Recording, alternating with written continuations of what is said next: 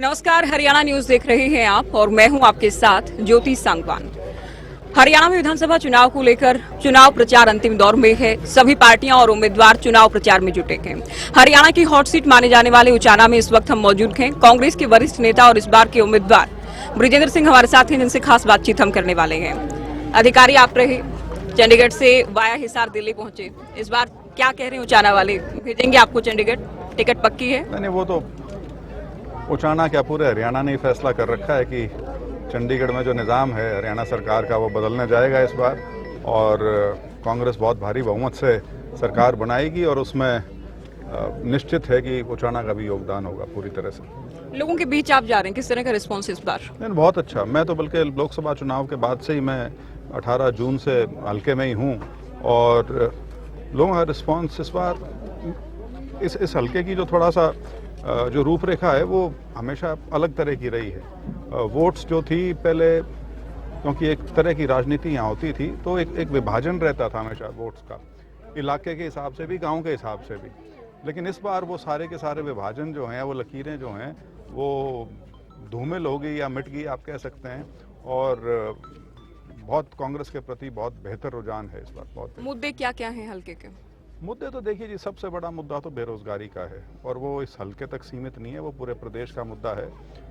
बेरोजगारी का आलम ये है कि इस इलाके में कभी युवाओं का विदेश में पलायन नहीं होता था, लेकिन अब पिछले कुछ साल से वो भी यहाँ शुरू हो गया है, क्योंकि युवा जो है वो हताश है। उसके लिए देखिए, खेती में तो कुछ बचा नहीं, लैंड होल्डिंग बहुत छोटी हो चुकी है, और ना तो सरकारी नौकरी है ना रोजगार की व्यवस्था है, तो दोनों तरफ की मार है, तो वो अब अपना रास्ता विदेश की ओर ढूंढने लग रहे हैं। तो ये सबसे बड़ा मुद्दा तो मैं इसको ये मानता हूँ। और इसके साथ साथ जो मुख्य मुद्दे यदि आप कहें इलेक्शन की दृष्टि से, तो वो तो जो बीजेपी का जो 10 साल का शासन है उसका जो विरोध है लोगों में, वो मुख्य मुद्दा है, क्योंकि लोग बिल्कुल इस इंतजार में हैं कि किसी तरह से 5 तारीख आए, वोट डालें और बीजेपी को बाहर करें यहाँ से। पिछली बार जिन्हें चुनकर भेजा डिप्टी सीएम वो रहे, जी। कुछ आया हल्के के हिस्से? अतिरिक्त कोई कार्य किया गया हो, विकास हुआ हो? नहीं, इसीलिए आप अगर यहाँ, क्योंकि आप हल्के में हैं तो स्वाभाविक सी चीज़, आप घूमेंगे यहाँ पे, आप ये पाएंगे कि उनका आज के दिन यहाँ कोई जिक्र भी नहीं कर रहा है इलेक्शन में। तो वो इसीलिए है कि लोगों ने तो बहुत लाड प्यार से उनको बहुत भारी बहुमत से यहाँ से जिता के भेजा था, यहाँ तक कि वो डिप्टी चीफ मिनिस्टर के पद पे रहे। लेकिन उसके बाद लोगों ने बहुत ठगा महसूस किया, और सिर्फ वो विकास तक सीमित नहीं है। विकास तो खैर जैसा हुआ सो हुआ उनके कार्यकाल में, लेकिन जो एक राजनीतिक धोखा लोगों के साथ हुआ, उसकी पीड़ा ज्यादा है। बीजेपी के साथ जो गए, बीजेपी के खिलाफ चुनाव लड़कर बीजेपी के साथ गए, हाँ, वो आप कह रहे हैं? जो उनको वोट मिला था 2019 में, वो बिल्कुल विशुद्ध तौर पे बीजेपी विरोध का था, और उसका खामियाजा मेरी माँ को भी भुगतना पड़ा था, क्योंकि वो बीजेपी की तरफ से प्रत्याशी थे यहाँ। तो जिस चीज़ के खिलाफ आपने वोट मांगा हो और उन्हीं के साथ आप तुरंत 2 दिन के अंदर सरकार बना लें, तो शुरुआत तो यहाँ से थी। लेकिन उसके बाद उनका 4.5 साल का जो कार्यकाल रहा बतौर उप मुख्यमंत्री, वो भी सबके सामने था। तो बहुत एक लोगों में नाराज़गी नहीं, उससे कहीं आगे जाके बात हो गई, और इसीलिए उसका सीधा सीधा नतीजा ये निकला कि 2024 का जो लोकसभा का चुनाव था, उनकी माताजी ने चुनाव लड़ा था, और इस हल्के से, हिसार लोकसभा का सेगमेंट है उचाना, जहाँ से दुष्यंत को 93,500 वोट मिली थी, उनकी पार्टी लोकसभा चुनाव में महज 4200 वोट पे सिमट गई।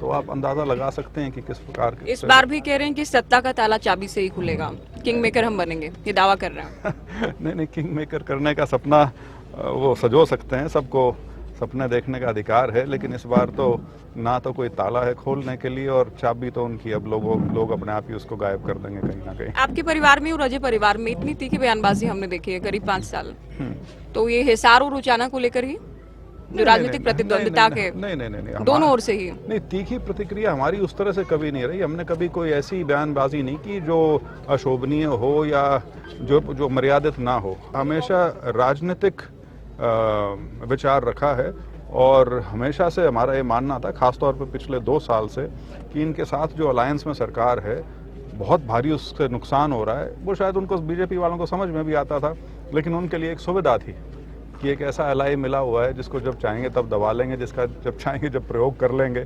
वो प्रयोग उन्होंने लोकसभा में करने की कोशिश भी की। लोकसभा चुनाव से अनाउंसमेंट से 2 दिन पहले कहने को अलायंस को तोड़ा, लेकिन वो अलायंस भी इसलिए था कि किसी तरह से कांग्रेस के वोट में वो डेंट डाल दें बाहर जाके। लेकिन वो जो बीजेपी का जो खेल था वो सिरे नहीं चढ़ा। अभी भी कोशिश यही है, उनके माध्यम से तो नहीं, क्योंकि वो तो अब चुनावी गणित में कहीं है नहीं, लेकिन अन्य माध्यमों से अभी भी प्रयास उसी तरह का चल रहा है कि किसी तरह से कांग्रेस का वोट काटा जाए। आपका एक बयान भी, एक बार के आप तो कई बार ये कह चुके हैं कि जेजेपी जमानत भी अगर बचा पाती है, ये भी बड़ी बात होगी। जमानत बचाने के लिए मैदान में ये लोग नहीं, जमानत तो बहुत दूर है जी। जमानत तो मेरे ख्याल से 26,000-27,000 हज़ार वोट चाहिए उसके लिए। अगर 1,60,65,000 डलती हैं तो उसका एक छठा हिस्सा जो है वो, शायद मेरा गणित ज़्यादा अच्छा नहीं है, लेकिन शायद 26,000-27,000 हज़ार वोट चाहिए उसके लिए। ये तो दिहाई पार करने वही बहुत है। आपने कहा कि जो फैसला जीतने के बाद विधायक ने यानी डिप्टी सीएम ने, उनकी पार्टी ने लिया, उसकी वजह से लोगों में गुस्सा है, क्योंकि आप भी पिछली बार बीजेपी के सांसद थे, बीजेपी के साथ थे। आपके खिलाफ तो कोई गुस्सा, कोई आक्रोश नहीं है लोगों में? दबा हुआ कुछ हो सकता है, क्योंकि बीजेपी से विरोध है लोगों का, और मैं 4.5 साल तक बीजेपी में रहा, लेकिन मैंने कोई काम ऐसा नहीं किया या कोई बयान ऐसा नहीं दिया जिससे मैंने लोगों को आहत किया हो। इन्होंने तो बयान भी ऐसे दिए हैं जो बीजेपी के नेता देने से कतराते थे। तो ये तो अपना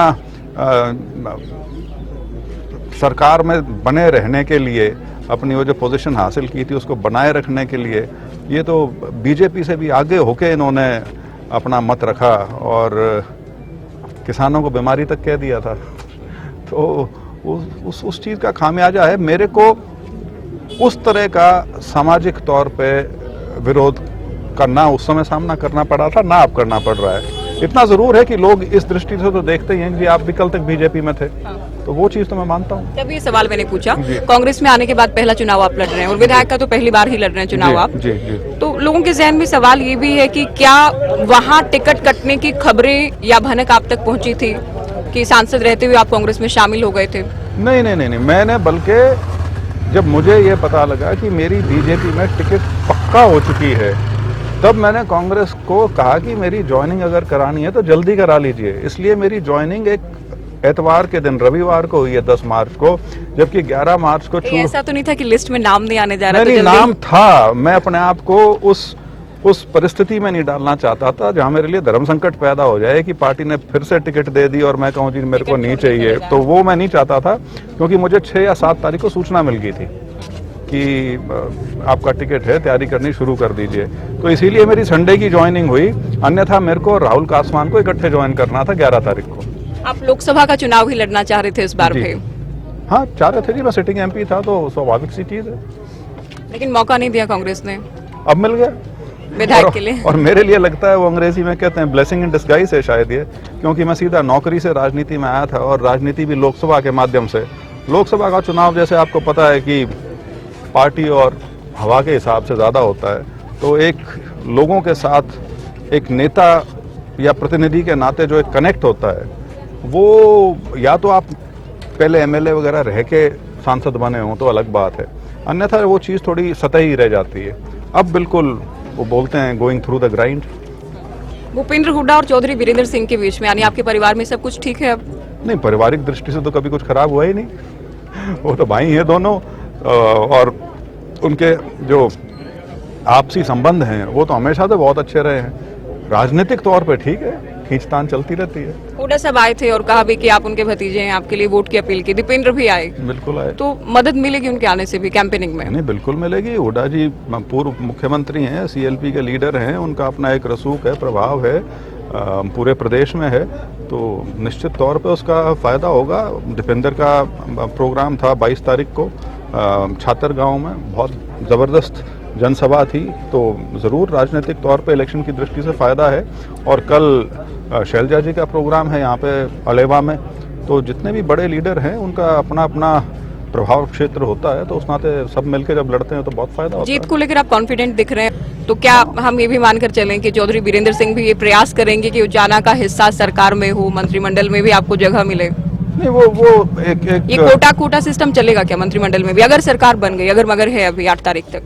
नहीं, सरकार तो जो बनेगी तब की तब देखी जाएगी, लेकिन उचाना जो है वो क्या बोलूं मैं, राज का आदी हो चुका है। यहाँ पद जिसका वगैरह, उचाना उसका हरियाणा। मतलब पद वगैरह मिलना एक साधारण प्रक्रिया का हिस्सा माना जाता है यहाँ पे। तो ये बात मैं खुद नहीं कहता, लेकिन लोग ज्यादा कहते हैं। आपने बातों में कह ही दिया है। हाँ, कहीं ना कहीं विश्वास भी है आपको, उम्मीद भी कर रहे हैं आप। नहीं, मेरा हमेशा से मानना है राजनीति में महत्वाकांक्षा अगर आप में नहीं है तो आपको राजनीति छोड़ देनी चाहिए। अगर आप सिर्फ ये कहें कि जी मैं तो एमएलए बन गया, अब मैं बस, अब मेरे को कुछ नहीं चाहिए, तो वो तो खुद के साथ भी और लोगों ने जिनको आपको चुन के भेजा है उनके साथ भी धोखा है वो। चौधरी वीरेंद्र सिंह भी कई बार कहते हैं कि राजनीति में घास काटने नहीं आए, महत्वाकांक्षाएं तो हैं। बिल्कुल है जी, महत्वाकांक्षा एक तो है, आप विशुद्ध समाज सेवा कर लीजिए।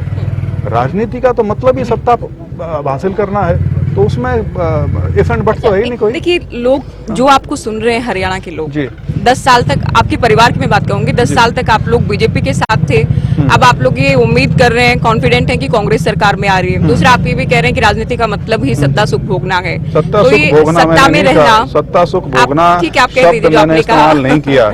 मैंने सत्ता कहा में है आना, politics is a means to an end, and that means is to get elected, get into an office and then try and लोगों के जो मुद्दे हैं उनके बारे में उसमें कोई हल तो निकालना। इसमें ऐसा नहीं कि सरकार में रहने के लिए इधर उधर हुआ जा रहा है, दल बदल। ना, मैं जिस टाइम मैंने बीजेपी छोड़ने की बात की थी, जब मैं कांग्रेस के संपर्क में आया, उस समय तो माहौल कुछ और ही था। मतलब खास तौर पे जब आपको ध्यान हो, जब राम मंदिर का निर्माण जब हुआ तो उस समय तो चर्चा कुछ और ही तरह की थी। तो अच्छा, हरियाणा में मैं राजनीतिक संभावनाएं देख के नहीं आया था।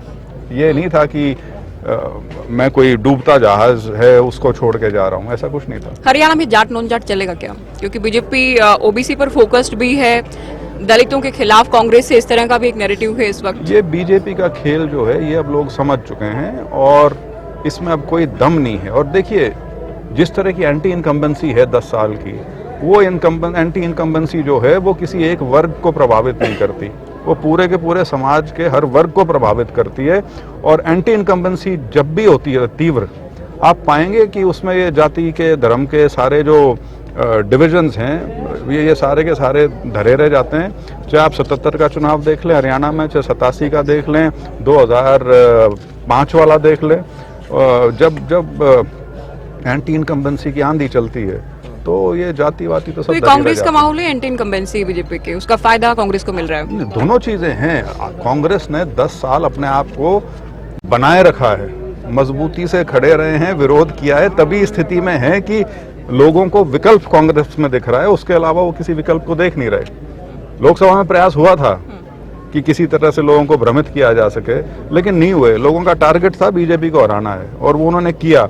और अब तो पहले तो फिर भी लोकसभा में तो मोदी जी हैं तो कुछ वोट उनके नाम की जरूर है, लेकिन असेंबली में तो बहुत बुरा हाल है। इस बार मोदी जी आ रहे हैं, उनके नाम के वोट विधानसभा में भी होंगे क्या?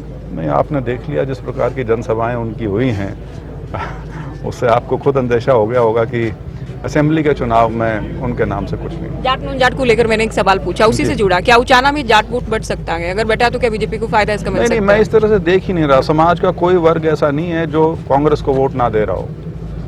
उनका खेल यही है कि किसी तरह से ये डिवीजन आ जाए, लेकिन वो हो नहीं रहा। हर तरफ से वोट मिल रहा है, कहीं कट रहा है तो कहीं बढ़ भी रहा है। उचाना में जीत आप पक्की मान रहे हैं? हरियाणा में कांग्रेस सरकार आ रही है भी आप दावा कर रहे हैं, कितने नंबर्स, क्या फिगर क्या रहेगा, क्या आंकड़ा रहेगा? नहीं, नंबर्स में तो उस खेल में तो मैं खैर कभी नहीं पढ़ता। आपका आकलन आप लोगों के बीच जा रहा है? आकलन मेरा ये है कि बहुत भारी बहुमत से कांग्रेस की सरकार बनेगी। लोकसभा का जब चुनाव था, मुझसे जब पूछते थे लोग, तो मैं तब भी कहता था कि कांग्रेस का हाथ भारी रहेगा बीजेपी पे। मैं इस बार ये कह सकता हूँ कि कांग्रेस का हाथ बहुत ज्यादा भारी रहेगा बीजेपी के ऊपर। कांग्रेस सरकार आपके मुताबिक आ रही है तो 100% सीएम आप किसे देख रहे हैं? सीएम का फैसला तो जब चुनाव हो जाएंगे, एमएलए बन जाएंगे, उसके बाद हाईकमांड के पास विषय जाएगा और जो भी फैसला पार्टी लेगी वो सबको मान्य होगा। कुमारी सैलजा नाराज नजर आ रही है, इसका नुकसान नहीं होगा क्या? नहीं, नाराज, दलित वोट को लेकर हम बात करें। नहीं, नाराजगी तो कोई है ही नहीं। उन्होंने उसको एक इंटरव्यू में खुद स्पष्ट किया है। और उसके बाद ठीक, देखिए, जब आप चुनाव आता है उसमें जब टिकटों का बंटवारा होता है तो स्वाभाविक सी चीज़ है, कुछ लोग संतुष्ट होंगे, कुछ नहीं होंगे। तो उसको आप नाराजगी की संज्ञा दे लें तो ठीक है, कोई ऐसी बात नहीं, लेकिन अब वो पूरी तरह से चुनाव प्रचार में है तो तब ठीक है। कांग्रेस में गुटबाजी धड़ेबाजी कुछ है अभी, और अगर है तो आपका परिवार किस गुट के साथ है? क्योंकि आप सबको इससे जवाब देते हैं। धड़ेबाजी गुटबाजी उसको आप जो भी संज्ञा दे लें, वो तो लोकतंत्र की पहचान है। इनकार नहीं कर रहे हैं? नहीं, इनकार क्या करना है इसमें? इतने सीनियर लीडर्स हैं, उनके साथ उनके खुद के सपोर्टर्स हैं, बहुत से लोग हैं जो उनसे जुड़े हुए हैं, कोई 10 साल से, कोई 30 साल से, तो उनका अपना एक प्रभाव क्षेत्र होता है हर नेता का। उचाना को लेकर थोड़ी बात और कर लेते हैं। उचाना को आप कहाँ देखते हैं? क्या उचाना का विकास हुआ है जितना होना चाहिए था? और अगर नहीं हुआ तो आप तो क्योंकि पहली बार ही चुनाव लड़ रहे हैं, आपकी मदर, आपके फादर साहब, आपका परिवार, क्या वो भी जिम्मेदार हैं इसके लिए? नहीं, पिछले 5 साल में तो खैर यहाँ जो हुआ वो सबको पता है, लेकिन उससे पिछले 5 साल जो थे जिसमें मेरी माँ यहाँ से MLA थी, मैं वो फहरिस्त पढ़ना नहीं चाहता, क्योंकि उचाना के संबंध में ना नैरेटिव बना दिया है कि यहाँ विकास नहीं हुआ। किसी भी साधारण ग्रामीण कॉन्स्टिट्यूएंसी की यदि आप बात करें, उचाना देखिए विशुद्ध ग्रामीण कॉन्स्टिट्यूएंसी है। यहाँ शहर के नाम पे एक उचाना मंडी है और वो जैसा है बहुत सीमित सा है, वो ये विशुद्ध ग्रामीण एरिया है। तो एक ग्रामीण एरिया में करीब करीब वो हर सहूलियत प्रदान की जा चुकी है जो आम तौर पे होती है। उससे आगे बढ़ के भी यहाँ सिविल हॉस्पिटल बन चुका है, यहाँ पे सब डिवीजन का दर्जा हो चुका है, सब डिवीजन के ऑफिस बन चुके हैं, यहाँ पे जिले का जो एकमात्र केंद्रीय विद्यालय होता है वो इस हलके में है, यहाँ पे बहुत बढ़िया अलेवा में गवर्नमेंट कॉलेज बनाया हुआ है। उसके अलावा 18 गांव में बाकड़ा का पानी की व्यवस्था की गई है। उसके अलावा श्यामा प्रसाद मुखर्जी रूर्बन मिशन जो है उसके तहत 125 करोड़ के प्रोजेक्ट्स चल रहे हैं जो कि उसी समय के हैं। आप तो ये कह रहे हैं विकास इन 5 साल में ही रुका है, अन्यथा आपके परिवार को जब मौका मिला आप लोगों ने करवाया। आपको पिछले 5 साल में यहाँ पे एक चीज नहीं मिलेगी जो बनी हो। हाँ, अगर आप वो जो कहते हैं कि 1200 करोड़ रुपया मैंने इस हल्के पे लगवा दिया, उसमें अगर आप मनरेगा की जो लोगों को तनख्वाहें दी जाती हैं उसको गिन लेंगे, और उसको जो रूटीन में जो गवर्नमेंट के फंड्स आते हैं स्कीम्स के तहत उनको आप गिन लेंगे, तो शायद ये आंकड़ा तो हर कॉन्स्टिट्यूएंसी में बन जाएगा। लेकिन एक भी वो ये बता दें कि ये चीज मैंने बनवाई है, एक भी नहीं है। बल्कि उन्होंने जो 3-4 बड़ी चीजें यहाँ पे प्रोसेस में थी वो उनके 5 साल में बनने की बात तो छोड़िए, वो रुक गई। उचाना का बाईपास बनना था, उसमें 70% से ज़्यादा लोगों को कंपनसेशन भी मिल चुका है, वो आज तक नहीं हुआ क्योंकि एक्विजिशन उन्होंने रुकवा दी। उसके बाद पेगा में ड्राइविंग स्कूल बनना शुरू हो गया था उससे 2019 से पहले, वो आज तक उस पर कुछ नहीं हुआ। वो जहाँ था वहीं का वहीं खड़ा है, 4 दीवारी बन गई, 2 कमरे बन गए, लेकिन ड्राइविंग स्कूल के नाम पे कुछ नहीं हुआ। तो वो तो एक नेगेटिव अप्रोच के साथ आए थे लोगों ने, खैर उस समय उनमें कुछ देखा था, उनको मदद की थी। बाकी तो यही। अंतिम सवाल, ये हॉट सीट इसलिए है क्योंकि आप और दुष्यंत, क्योंकि दोनों परिवारों की राजनीतिक प्रतिद्वंदिता एक रही है हिसार लोकसभा को लेकर, उचाना को लेकर, इसलिए है। लेकिन आप कहीं ना कहीं मान रहे हैं कि मुकाबले में दुष्यंत या जेजेपी है ही नहीं, सीधे तौर पर मुकाबला आपका बीजेपी से है? नहीं, इसमें तो कोई शक ही नहीं है, मुकाबला है ही बीजेपी से। दुष्यंत जी तो वो जो 1-2 आजाद उम्मीदवार है उनके भी नीचे आएंगे, तो वो सबसे पीछे रहेंगे दुष्यंत। वो ठीक है कि खबरों के लिए, क्योंकि सिटिंग MLA है, डिप्टी चीफ मिनिस्टर थे, तो उस नाते आपको तरजीह तो देनी पड़ेगी। लेकिन जहाँ तक इलेक्शन का सवाल है उसमें तरजीह इसलिए भी क्योंकि कहीं ना कहीं राजनीतिक भविष्य तय होगा, जीत हार से निर्णायक रहेगी। बिल्कुल वो, लेकिन वो फैक्टर नहीं है इस बार चुनाव में, यहाँ भी और प्रदेश में और कहीं। बहुत शुक्रिया बातचीत के लिए। ब्रिजेंद्र सिंह को आपने सुना, उचाना को लेकर आश्वस्त थे इनकी जीत होगी, कांग्रेस हरियाणा में सरकार में आ रही थी, ये भी इनका दावा है।